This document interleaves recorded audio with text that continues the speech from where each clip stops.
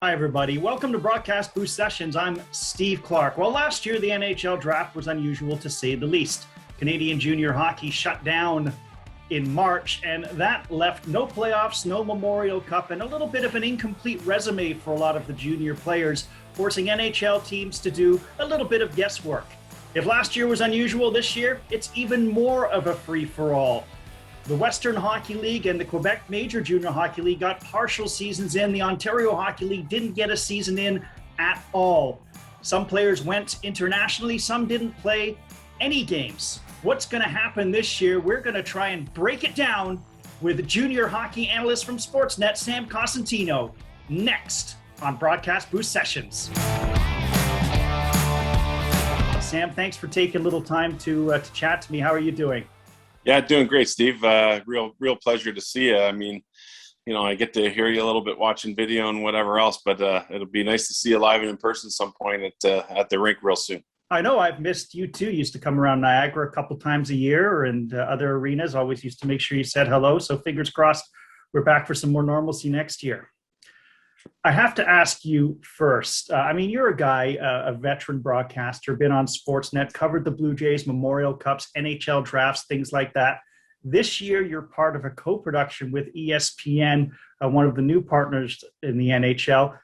Still kind of cool to be associated and, being able to say, broadcast on ESPN. Yeah, you know what? It's really cool. Like for me, it's the draft. That the work part is what's really cool. So, whether it's held on Sportsnet or I've done worked with them on day 2 on the NHL Network. Yeah, that's a great group of people to work with.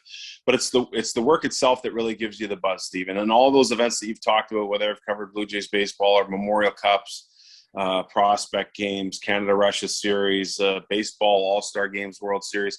It's really about the work. So I guess the cool part is when I was going to school way back when in Michigan, ESPN was really just starting to make hay at that point, and it was kind of a dream to work there. And once you get into the business, you're working for a national network. I always consider myself very lucky to have that opportunity, but to have it kind of come full circle with this co-production is really great. And I think it's going to be a nice way for ESPN to kind of get back into the NHL. And I guess the other cool part about that is Kevin Weeks and I, we've known each other for a long time. But for whatever reason, we just sort of reconnected here the last couple of years. So getting to work with him is going to be really neat. Buchagras is a guy that I don't know. I know he's really good in the college hockey scene. So that should give us some broadband width, if you will. So that's the part, though. It's really about the work, and I'm excited to be able to talk about this year's draft and this co-production. And you get to go to what is called the Mothership in Secaucus, New Jersey. It's probably first time hopping on a plane in a little while, too. Yeah, be the first time traveling. So there's some different logistics that need to be taken care of for sure. And I guess the other part of it is I've been to Secaucus a couple of times before, and it's the NHL Network and MLB Network all together. Kind of 2 buildings where you walk across the parking lot, really. And I have a lot of friends that Dan Plesac being one of them, who when I worked with the Blue Jays way back in the 90s and he was playing for us at that time, we still remain friendly. So it's always nice to go in there and see some friendly old baseball faces as well. Well, you said it's all about the work. So let's put you to work right now and talk about the NHL draft. An unusual one, to say the least. I think you've mentioned this might be the most random draft ever.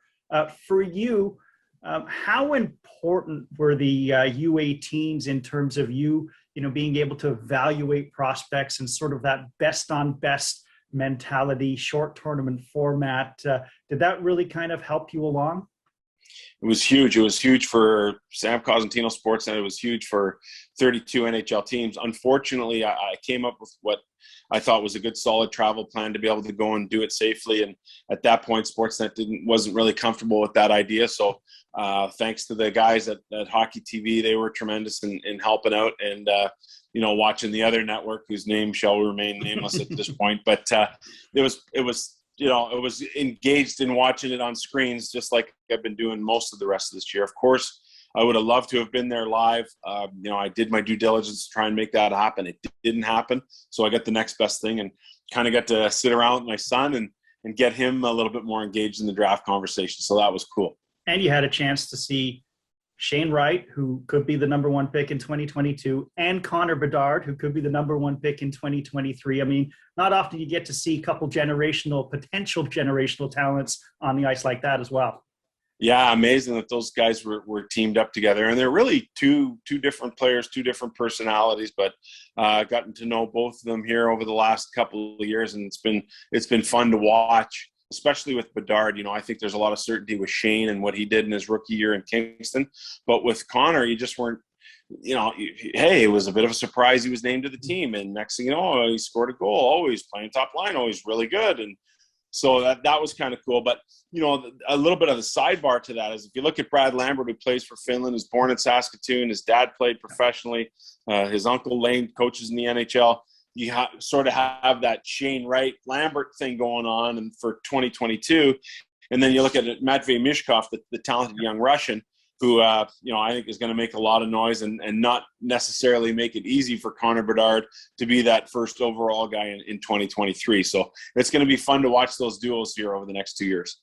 As we kind of approach the draft, and I don't know, you're having conversations maybe with scouts, maybe with teams, maybe with people, or you're just doing your own independent research.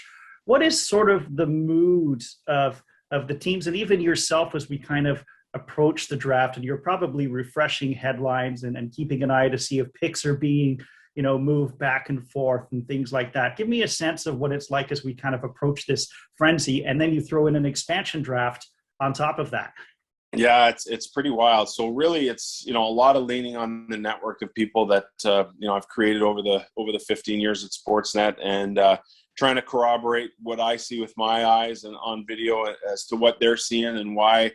There's maybe I missed something, or maybe there's some background information that I'm not aware of, and so you try and get caught up in all that because it does have an impact on where players are picked. So you're doing that. I'm doing a little bit more research in terms of lengthening that first round group, probably somewhere into the 50s, because of some of the uncertainty that we expect to have happen here after about the 10th or 12th pick. And then also with my job on day 2 with NHL Network, some of that information is going to bleed over into preparing for that. So I do think, though, that Ron Francis will play a significant role in what happens in this draft. So watching the expansion draft is going to be a lot of fun. I don't think he's going to have the same fun that George McPhee had in 2017 with Vegas, but I still think there's some deals to be had there. So that may change the landscape of what we see here in 2021. You just released a mock trial or mock draft, very, very recently. It was different from your May one. Your May one had 4 defensemen, and then you did a top 15 after the draft selections were selected. Then you did another one today, and it's different. It's ever changing. Power, Edvinson, Hughes. All these guys.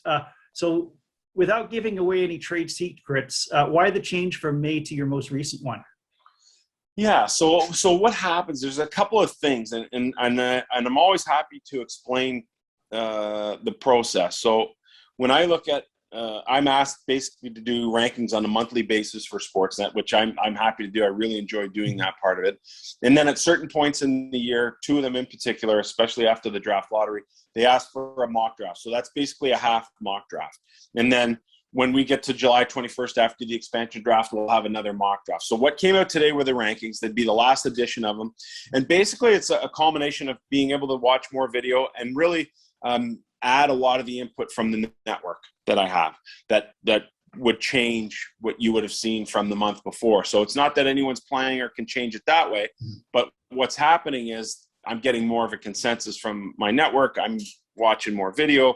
I'm reading more. There's a lot of people that write about this stuff now. So it's nice to see, hey, maybe there's a story that you haven't uncovered or something that you don't know about that you're able to do. And so you're able to kind of reassess, reevaluate, if you will. So the mock draft is a lot different than the rankings. If I look at the rankings, this is kind of how I would expect things to go if I had all 32 picks. When you look at the mock draft, you're trying to dig into what the team's psyche is. And there are a couple of varying factors there. So there are some teams that won't take goalies that are under 6'2". There are some teams that shy away from Russian players because they're worried about them going back home if they don't want to accept not being in the NHL right away. There are some teams that have to draft for position. There are some teams that have a draft record that gives you some predictability under that GM, whether they like American players or a defenseman. So you try and go through all those little pieces, Steve, when it gets to the mock draft.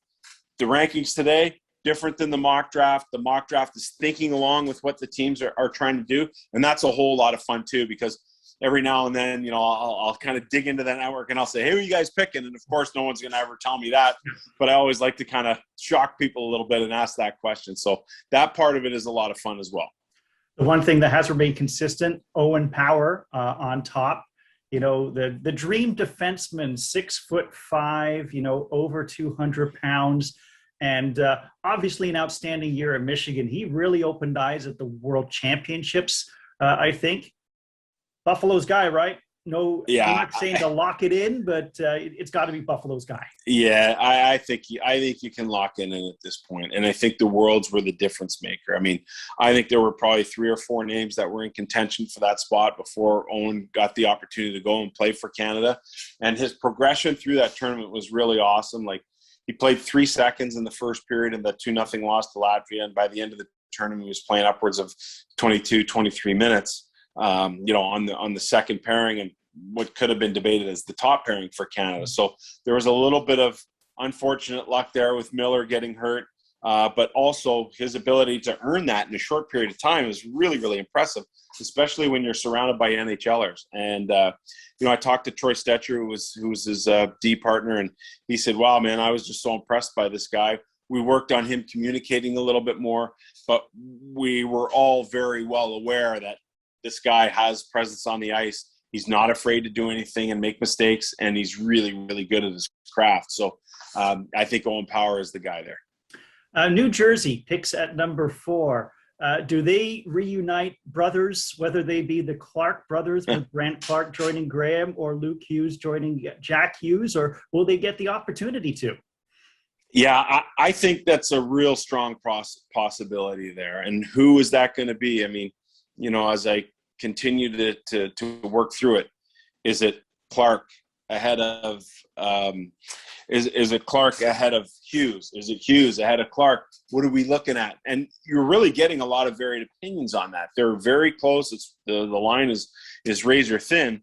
But having said that, there is still a difference in opinion. So I'd be hard pressed not to see them take one of the brothers, especially when you know the player, you know the agent, you know the family. It makes things a lot more familiar, a lot more comfortable in all of these times of uncertainty. So I think having that extra little bit of certainty would be helpful, and it wouldn't shock me if they went with either one of the brothers, depending on who might be left at that point. Goalies. I think goalies are always a little bit of a wild card. You've got Wallstedt, you've got Sebastian Casa, both guys listed in the first round.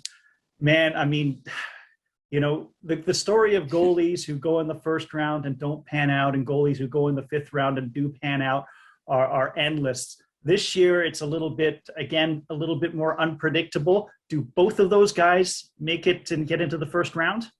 I believe so, and probably one in the first half and one in the second half. So I think Wallstedt comes into play probably as early as Jersey at 4.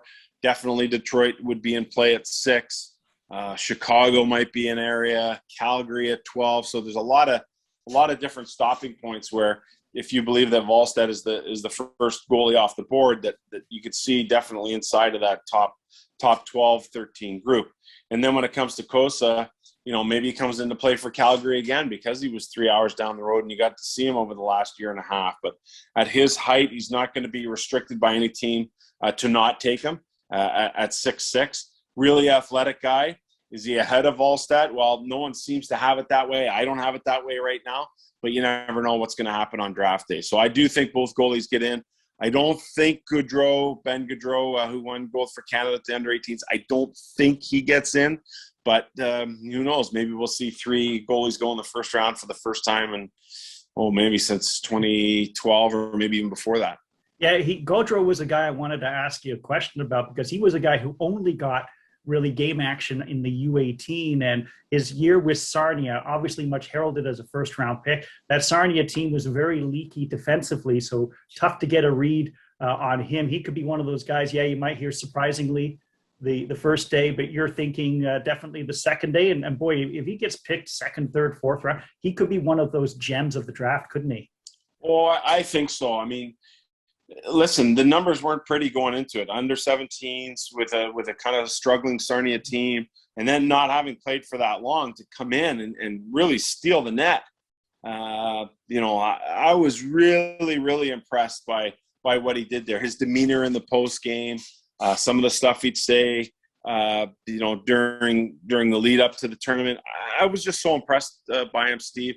And then you watch him play, and I think, I spoke to some people from Hockey Canada recently, and they weren't sure what they were going to do with the goalies. And so they allowed Milic to play and allowed Goudreau to play and said, you know what, just go with this guy. I don't think we can go wrong. And Goudreau never gave him a chance to look back or to second guess the decision. He played that well. A couple more OHL guys I want to look at as a guy who mainly covers the OHL. Mason McTavish scored 29 goals in his first OHL season. I saw him score a hat trick against Niagara on New Year's Eve. 6'1", 6'2". I know it's not a draft, characteristic, but the hair and the beard is just spot on. He is a guy, anywhere from 5 to 15? Is that fair to say? Yeah, I think that's fair to say. I mean, 5 might be a little bit aggressive, but then again, he just played so well there. You've got professional bloodlines. You have that year where he played on the wing that you talked about in Peterborough, where he scored 29. He showed the versatility by getting back to his natural minor hockey position at center at the under 18s. They were really happy with his performance in all facets of the game, from leadership, from grinding, from keeping guys on point when things were getting a bit out of hand, for playing physically, for driving the net, for his net front presence, and what he brought to the room. So they were really, really happy with him. And there was nothing in that tournament not to like. And I guess for me personally, he showed a much more complete game than I anticipated he had in his bag of tricks. And that's what's vaulted him up here inside of the top 10. Guys like Clark and McTavish and a couple of the other OHL guys went over to Europe to play, in Switzerland, Slovakia. Is that kind of you give them a couple of extra points or a little bit of an intangible for being able to go over to Europe and adapt to? And really, when you take a look at just the numbers, it looked like they all played very well there. Yeah, well, you look at it as, a lot of times the path, and you could probably say this in your career too, Steve, it doesn't always go the straight line the way we want it to go. And so when thrown with this predicament of the pandemic, everyone started hustling and searching and looking, and it was more important for the Ontario players. It seems, the queue was moving a little bit. The Dub had a plan in place. The OHL got to the dance floor a couple of times, but couldn't make it dance. And so I have to give those guys a lot of credit, because to go to a strange country in the middle of a world pandemic and different ice, language, people, food, no friends or family around, really difficult decisions that some of these guys had to make, yet they're chasing their careers. So they make that decision, and I think every single one of them benefited from it. McTavish was talking about, hey, now my strength here against men is really going to play well against the 18s. Othman, showed an improvement at skating, his size. You had Pinelli, who had the opportunity to go over there and play. So I think it was really, really successful for the guys to do that. And I think a little bit of the adversity of being thrown into something that you're not unsure about was also helpful for those guys. One final one here for you before we let you go. I almost feel like I should be checking websites to see if anything broke while we've been chatting here, because, you remember a couple of years ago, I think it was the Stamkos signing and the Subban trade all happened within 30 minutes. Yesterday, there was news breaking, about Ducharme getting the head coaching job permanently and other headlines. The one thing I want to ask you, major players in the first round. Columbus has 3 first-round picks. Detroit, New Jersey, and I believe Minnesota have 2 first-round draft picks. Lots of flexibility, lots of things those teams can do. Keep them, trade one, move up, move down. Good position for those teams to be in, because obviously I think all of them, could use a talent boost. Say for Minnesota, who did make the playoffs, the other 3 definitely could use a talent boost, though. Yeah, for sure. So it's interesting because, you really have two schools of thought here with this draft class. And some NHL teams are saying the more darts at the board, the better it is. We're just going to keep swinging for the fences, and we know we're going to unearth somebody at some point. The flip side to that theory is saying, well, let's defer. Let's move away from 2021. Let's defer picks to 22 or even 23 down the road and maybe get a shot at Connor Bedard. And we hope to have more certainty about those players with more live viewing. So there's really those two schools of thought that are at play against one another right now. And that's what makes those teams with the dual picks interesting. Now, when I'm looking at Detroit, I'm looking at New Jersey, picking in the top half there. And then again, later, you have to feel pretty confidently about a group of 10 or 12. And that's probably an area that I'd want to stay. But after that, I'd be open for business, and I'd be listening to any kind of offers, basically from pick 12 right on down for my first-round pick because of the uncertainty of what the pandemic has shown us. Okay, I lied. I got one more for you. Okay. Obviously, I mean, the first round you cover with ESPN2, then you talk about the next day with the NHL Network. That always moves a lot faster than the first round. The picks come fast and furious. You're giving on-the-spot analysis. It might be even crazier because of, the fact that it could be the most random draft ever. What does Sam Cosentino do to physically and mentally prepare for like a day 2 of the draft in which it's going to be a whirlwind for you? Well, one beer maybe, or one glass of wine after round 1 just to kind of calm the nerves. But for round 2, this is kind of cool how it works. So on day 2, I work with Brian Lawton and Dave Reed. And then we have a host. I think it's going to be Jameson Coyle this year. So there's the 3 of us basically on the panel. And the way we work it is really like a draft. So NHL Network will send out its list of 200 players. And we are responsible for basically 30 or 35 of them each. And we'll have a draft. So I'll get the list, and right away I'll circle guys, highlight guys, and send the list back. And Lots will be doing the same, and Reader will be doing the same. And there's a lot of like crossovers. And so I'll say to Reader, hey, I got something really good in this guy. Do you mind if I keep him and you take somebody else? And so we kind of do it like a draft. It's actually quite and fun. Trades as well. And trades, yeah, a little bit entertaining. And then it all kind of comes out in the wash there when we get to day 2. And everyone has a pretty good sense of where everyone's at. But it's nice because, Dave from the junior game was former GM of Peterborough, does a lot of the under 17, under 18 stuff. So he has a nice broad knowledge. You got Lots, who's based in the States, in Minnesota. So he's got a real good knowledge of what's happening in the U.S. high schools and the college ranks, USHL. And then, of course, my experience in the CHL. And we put it all in the pot. And, I like to think that that we do our best to give good coverage on day 2 for those kids who go through rounds 2 through 7 who really deserve it. All right, Sam. I love getting the inside baseball and how you prepare for day 2. And I know you love your baseball. I know I could have you on and chat about your Montreal Expos memories, and fingers crossed of them coming back. That's a discussion for another time. Thanks for doing this. And hopefully you get to enjoy. You do fantastic work. I love following your mock drafts and hearing you on occasion. I look forward to hopefully seeing you in person soon. Yeah, thanks, Clarky. Good to see you. Stay well, and I look forward to seeing you down the road in the rink. Perfect. Thanks, Sam. Take care. Sam Cosentino, CHL Draft Analyst. He will be in Secaucus, New Jersey next Friday and Saturday, covering all of the NHL Draft for ESPN, for Sportsnet, for the NHL Network, and anybody else who wants him. Back to wrap after this on Broadcast Booth Sessions. I'd like to thank my guest, Sam Cosentino, the CHL analyst for Rogers Sportsnet. You can catch Sam's work starting, Friday, 7 p.m. on Sportsnet, as well as ESPN covering round 1 of the NHL draft. He'll be back on day 2 on Saturday, June the 24th. 11 a.m. is the start time for rounds 2 through 7 on the NHL Network. I will be hosting a draft preview show Friday night, 6 p.m. to 7 p.m. on 610 CKTB. Please join me for that. Thanks a lot for watching Broadcast Booth Sessions. I'm Steve Clark.